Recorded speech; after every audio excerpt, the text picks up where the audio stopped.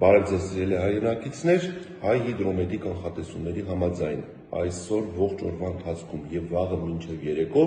Հայաստանը գտնվելու է հարավարևմտյան արևադարձային տաք օդային հոսանքների ազդեցության գոտում, ինչի արդյունքում հանրապետության ողջ տարածքում սպասվում է ջերմ եւ առանց տեղումների եղանակ։ Վաղը ուշ երեկոյան ժամերից մայիսի 29-ին եւ 30-ին մեր երկիրը գտնվելու է սև ծովից ներթափանցող ցիկլոնի ազդեցության գոտում,